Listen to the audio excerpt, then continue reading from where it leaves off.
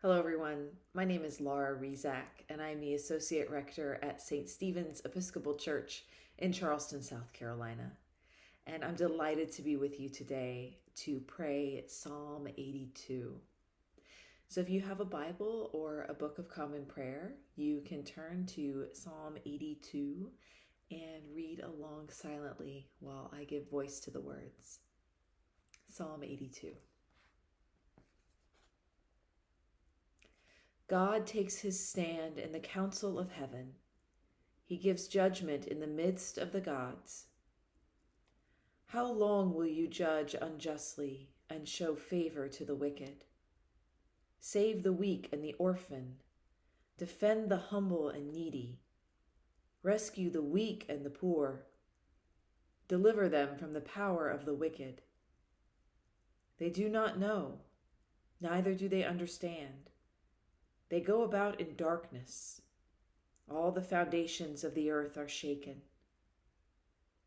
Now I say to you, you are gods, and all of you children of the Most High. Nevertheless, you shall die like mortals and fall like any prince. Arise, O God, and rule the earth, for you shall take all nations for your own. Psalm 82.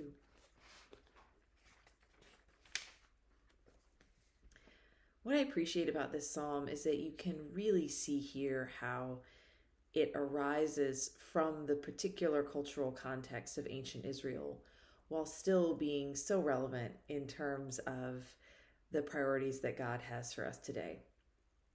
So it starts by saying God takes his stand in the council of heaven. He gives judgment in the midst of the gods. So Israel was a monotheistic society in the midst of polytheistic neighbors. That was really what set Israel apart, is that they tried to focus their worship on one God. Now, the story of the Hebrew Bible is how oftentimes Israel did not do that, and Israel started worshiping other gods. But here we have this sense that there's other things that maybe people are worshiping, but really there's one God. There's one God who can command all the other powers that might be in heaven or on earth. Whether those are supernatural or preternatural, or whether those are humans, God is the one that's in charge. One God. And when God speaks about God's priorities, it says, how long will you judge unjustly and show favor to the wicked? So there's a priority for justice. God says, save the weak and the orphan, defend the humble and needy. Love the poor, help the poor. The weak are the ones who should be lifted up, who should be defended.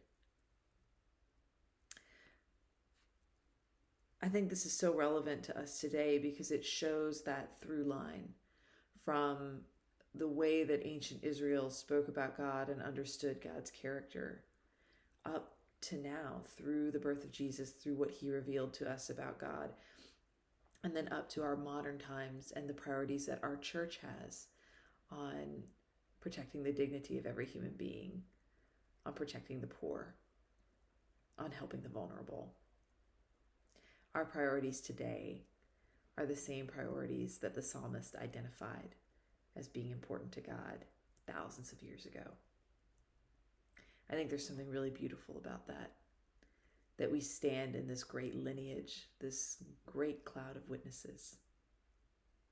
I hope that brings comfort to you today as well. Be well, stay safe, wear your mask, and I'll see you next time.